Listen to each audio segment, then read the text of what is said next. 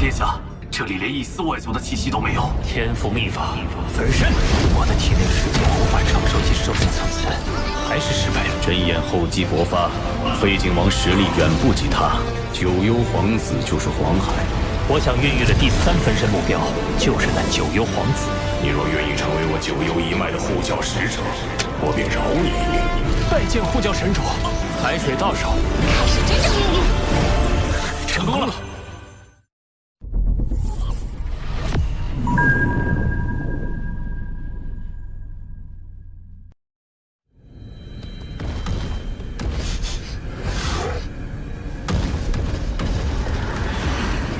你在宝藏之地都过了1000万次了，死心吧。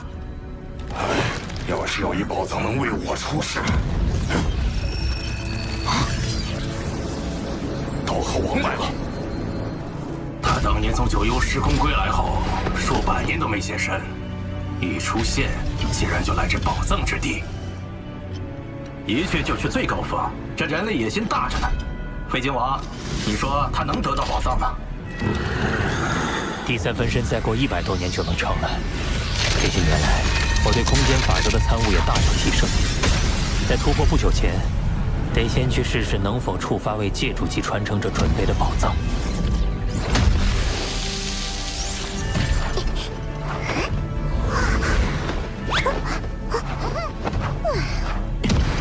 他还差得远。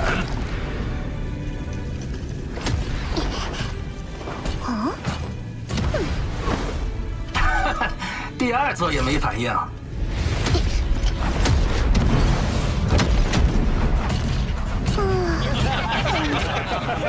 小小刀和王，这下该知道自己的斤两了。开启宝藏真难啊，这是最后一座了。没事，本就是来碰碰运气。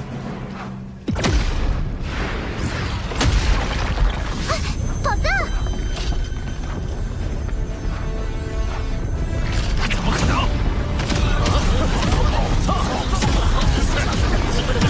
宝藏开启了，肯定是别人触发的。是我，刚才我碰了那棵树。不，肯定是我。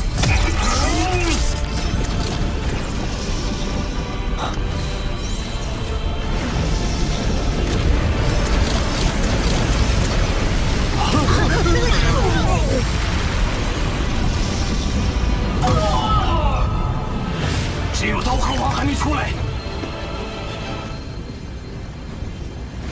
看来这宝藏属于我。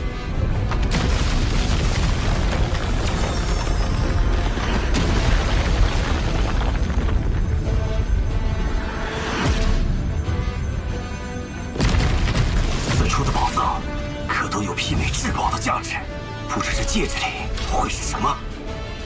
刀和王，日后我一定会让你明白，自身实力才是根本。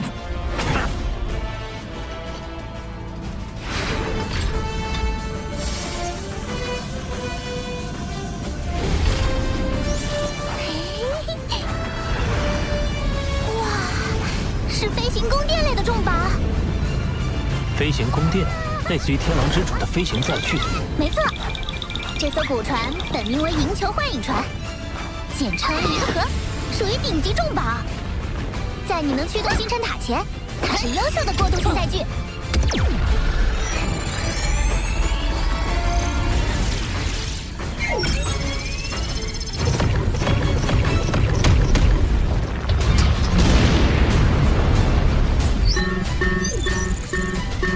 介入失败。古船的前任主人在权限上上了卡，只有破译密文才能解锁权限。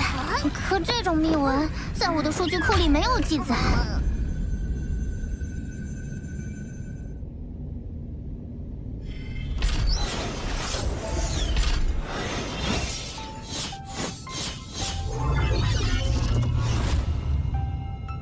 原来是他。这位乘风前辈是？乘风，祖神教最早时期的8大兽神之一，与后天凭借修炼成为兽神的存在不同。自宇宙诞生之初，他便融合本源法则，化身为兽神，属于天生兽神。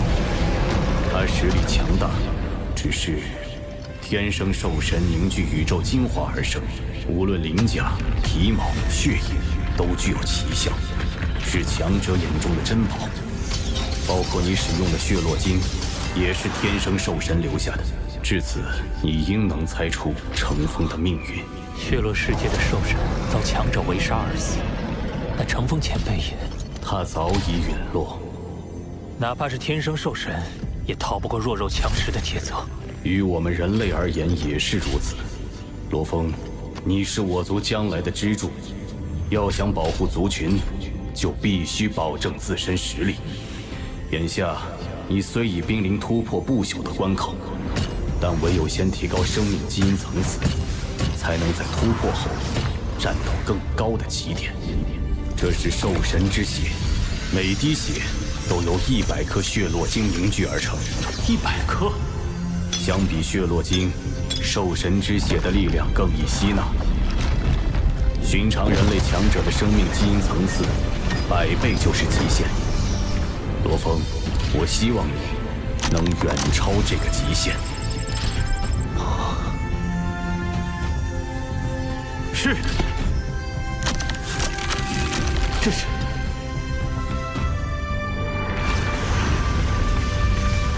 第3分身要诞生了。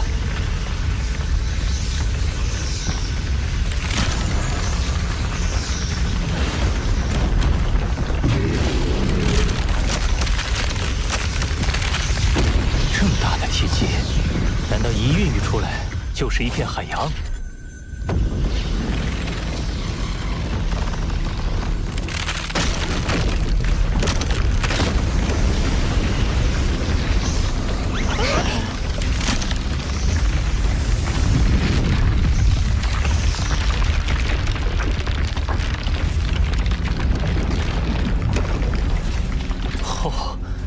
这第3分身竟然是血肉类生命，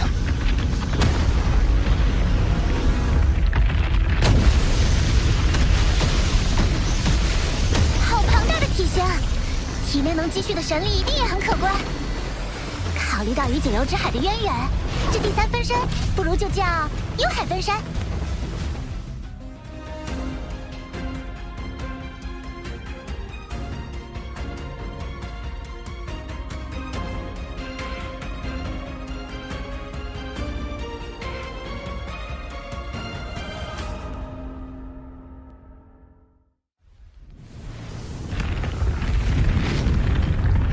从此刻起，本尊和3大分身已定。我罗峰到底能在这宇宙强者之林中，成为一棵孱弱树苗，还是最粗壮的参天大树，就看以后我自己的努力了。这具身体内似乎蕴含着庞大的记忆信息，看来我幽海分身有2大天赋秘法：化海与创造。化海。就像黄海和祖海那样，化海，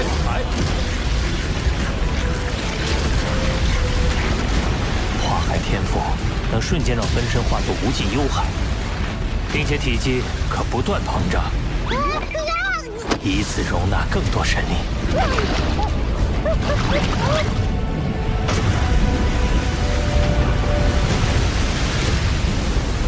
哇，直径10万公里的血海！不过没法像之前那样自主移动了，而且没有分身，也就失去了作战能力。一旦化海，能在一定程度上控制周围时空，这应该算是一种逆天的攻击手段。只是，这血海的大小怎么不对？那界主级皇子的血海就有8000万公里。先不管这些，再试试另一个天赋：创造。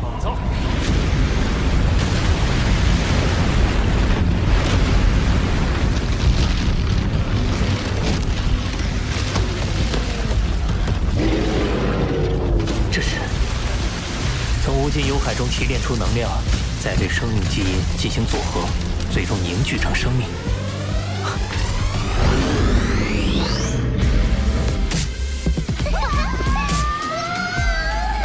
对了，我为何不利用这个天赋，创造出一个幽海分身的子分身？这个子分身可以用于存放意识，就算被毁，也可以再度凝聚。难怪九幽之主可以一直复活，因为死的都是分身而已。只是他的活动范围依然受限，且战力大不如前。这个问题恐怕一时难解。眼下还是专注于提升生命基因层次更为要紧。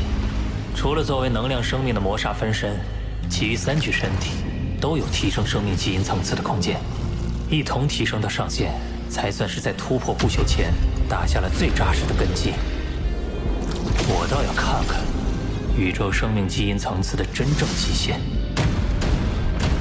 幽海分身虽然是特殊生命，可也是血肉类生命，一定能修炼9阶秘典，提升基因层次。而人类本体和金角分身的提升，则需借助血络晶。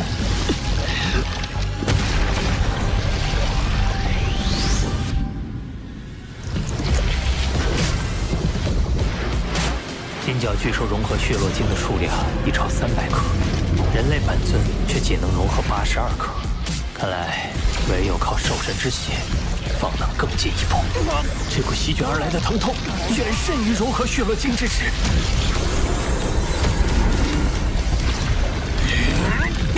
对9阶秘典第5节的领悟，已为我和金角分身打下48倍生命基因层次的基础。如今，金角分身的基因层次已达6400倍，人类本体虽有不及，但也超过了3000倍。废金王的基因层次也才2000倍，突破不朽后，他恐怕就不是你的对手了。3600倍，7200倍。幽海分身的基因层次，通过领悟秘典，甚至超过了金角巨兽。啊！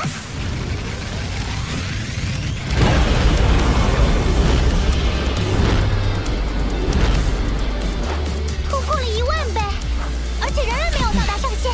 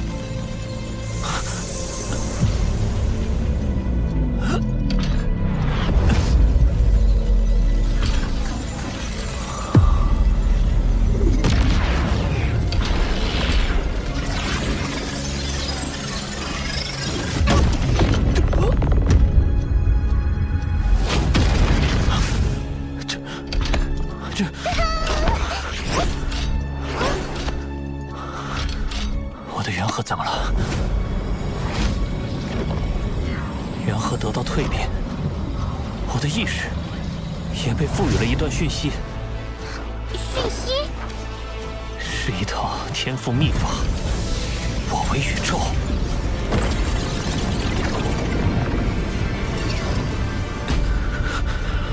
它的威能极大，一旦施展，身体将瞬间化为微型宇宙，困于其中的敌人将实力大减，自身则实力大增。若是自爆，威力甚至堪比宇宙爆炸，可直接湮灭敌人。太离谱了！我跟着主人纵横宇宙这么多年，也想象不出它的威力。不过，该秘法耗费极大，以人类本体和金角分身的神力，甚至不足以施展一次。就算是神力最充沛的幽海分身，也会在施展10次后燃尽身体，而之后的神力补充也会十分缓慢。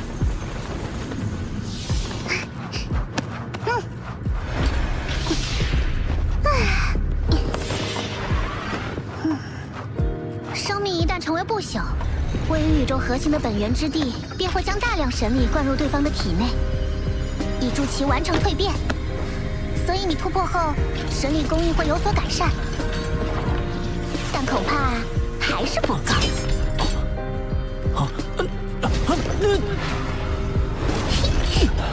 除非你在成为不朽前，最大限度提高神力的承载力，便可在突破后受到更多的神力灌注。要提高承载力，恐怕只有扩大分身的体积。对了，可以利用幽海分身的化海天赋。化海。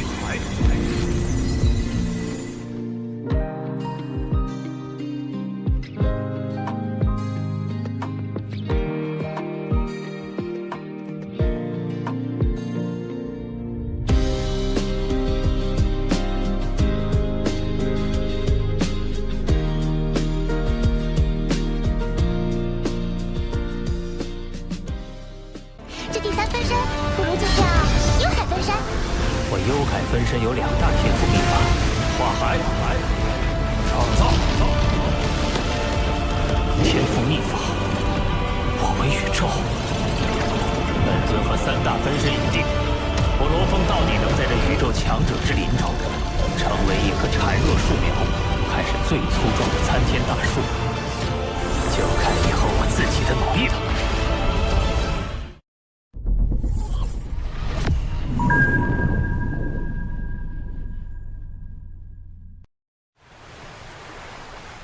化海。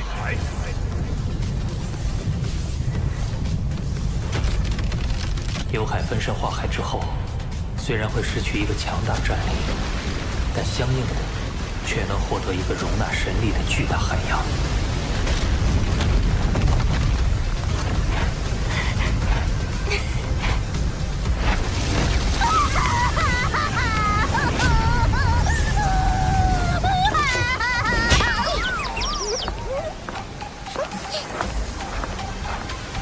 天哪，陆地快被淹没了！不行，无尽幽海还在扩张，你的体内世界也要跟着扩张。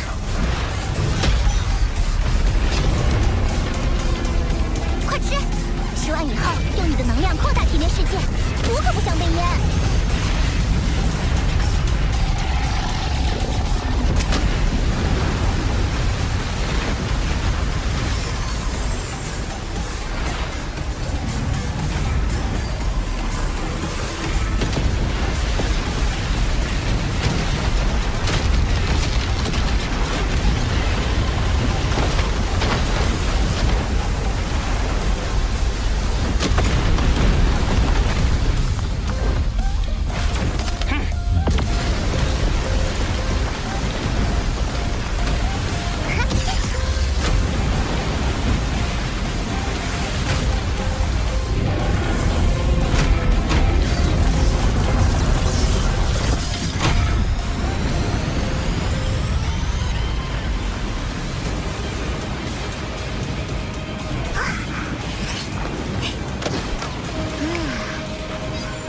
无尽幽海的直径达到了100亿公里，体内世界达到了1万亿公里，太离谱了！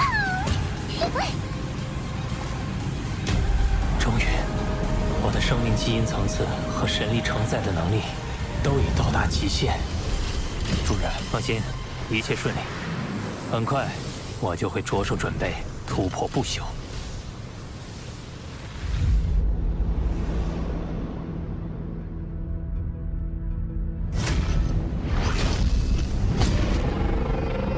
我的其余分身均已沉睡，所有意识都集中于一体，全力以赴进行突破。人和是我长期以来的命门所在，然而突破不朽势必要连接宇宙本源之地。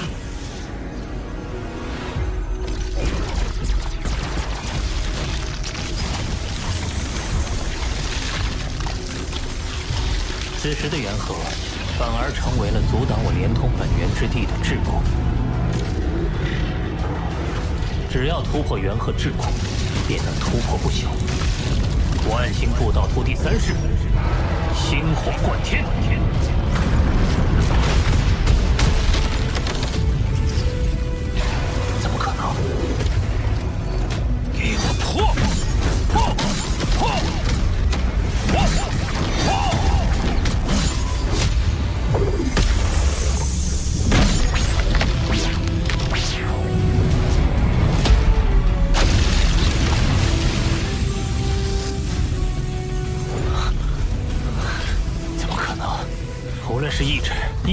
念力镇符和自创绝学，我都媲美蜂王无敌，竟然也无法打破元和桎梏。还不是幽海分身生命基因层次突破万倍，让元和得到蜕变。它助你得到了更深广的体内世界，相应的突破时也会给予你更强的桎梏。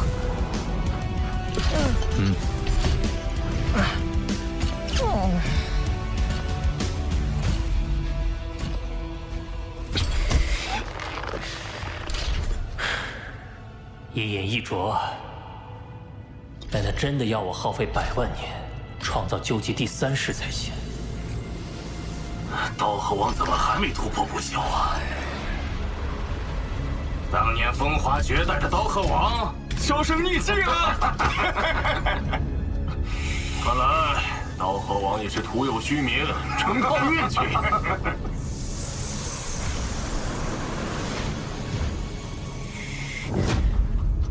我竟然变得这么急躁，我何不在宇宙中早上一走，看看这万物乾坤？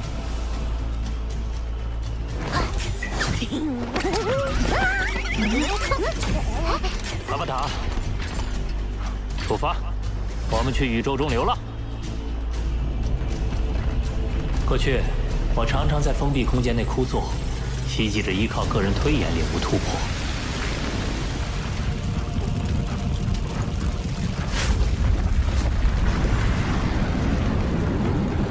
直到我亲身前往宇宙流浪后，我才发现，宇宙处处都蕴含着本源法则的痕迹。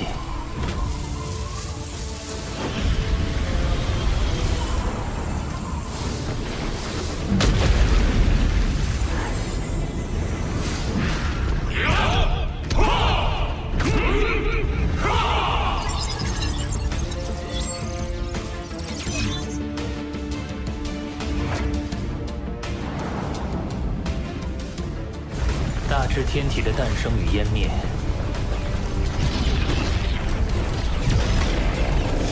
小至水滴荡起的涟漪，都与本源法则息息相关。整个宇宙像全息投影，把最宏大的法则压缩进最微小的细节。这点滴的积累，都成为了我突破的灵感源泉。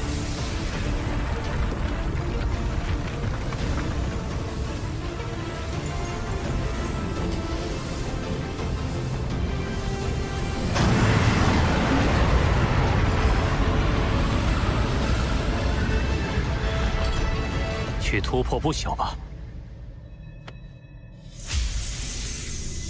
无需坚定内心，因为内心自然而然有如浩瀚星空，不可撼动。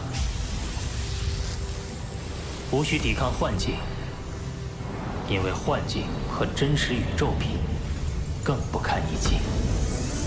论意志，我恐怕也不亚于宇宙霸主们。破之故，成就不朽。星火贯天，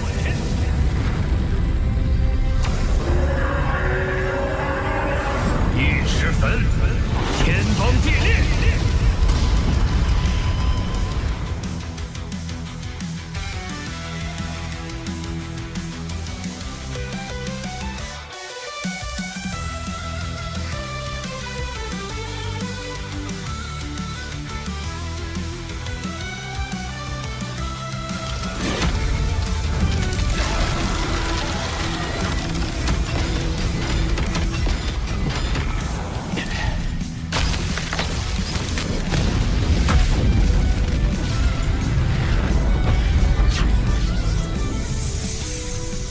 金之本源法则降临。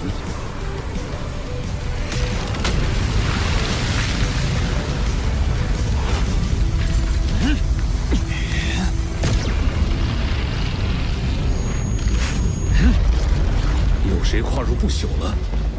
这么大动静，难道是罗峰？这金之本源法则已经笼罩整个千宝河。寻常高手跨入宇宙尊者，也不及这威势的1%。爽！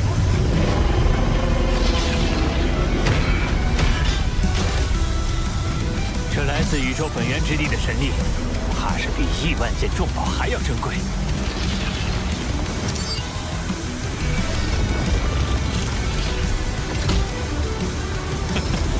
痛快！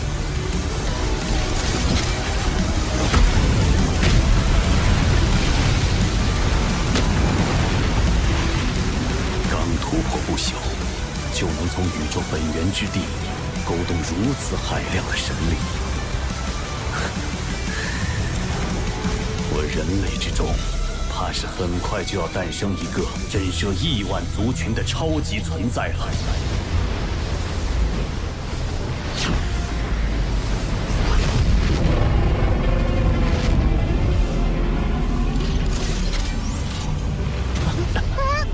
怎么了？你刚成为不朽，体内世界还能维持，但迟早它是会分裂崩塌的。你需要尽快将体内世界与外界空间相结合，形成真正稳定而强大的空间，也就是神国。看来庆功宴只能以后再办。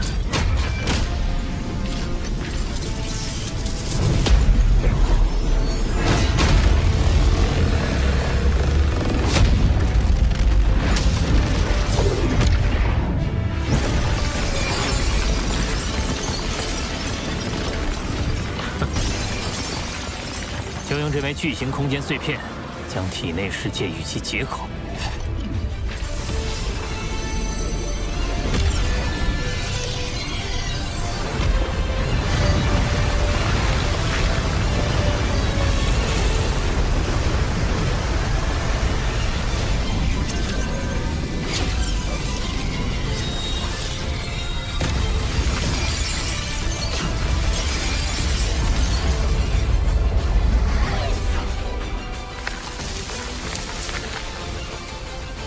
原本虚幻的体内世界，在结合过程中变得稳固。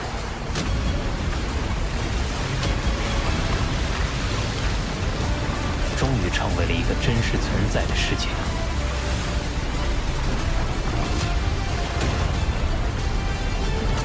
我与神国已然合一，如今神国已替代元和，成为我的命门。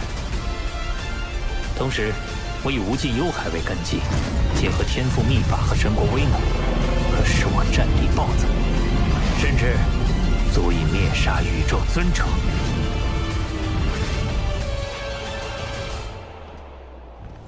老师，罗峰，过来。你既踏入不朽，就在山腰选址建造你的宫殿吧。山妖，多谢老师。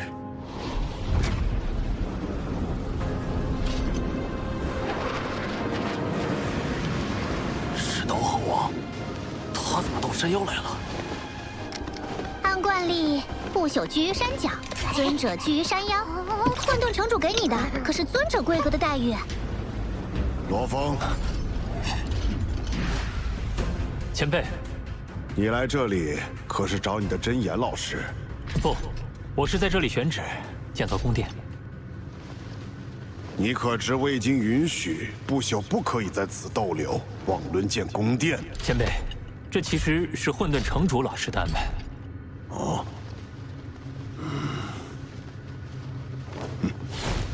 那你慢慢找吧。此处向来只有宇宙尊者可住，可罗峰居然破例，如何让诸多强者们信服？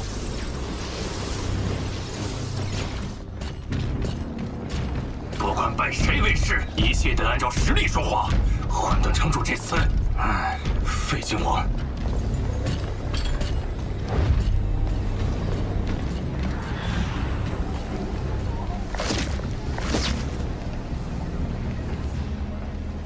你来干什么？我来是为恭喜刀河王跨入不朽。恭喜，他是因为此前追杀不成，心怀不甘，来继续纠缠的吗？除了恭喜，还有何事？说吧。果然痛快。刀河王，我们不妨进行一场生死战斗。啊，在虚拟空间，在现实，既分高下，也决生死，你敢不敢？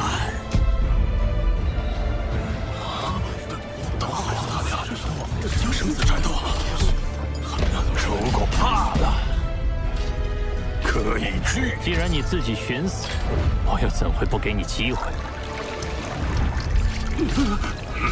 废帝王何等实力，这人类也未免太过莽撞。大河王一旦被杀，他的至宝被夺，可是会造成我人类族群的损失啊！有胆色，但这份胆色也会成为你的催命符。我会把宇宙坐标发给你，12个宇宙时之后，我们再见。废晋王是想把你架起来，让你不好拒绝约战，你又何必往圈套里钻？对我来说，这不是圈套，而是一个机会。我会用这一战向外界证明我的实力。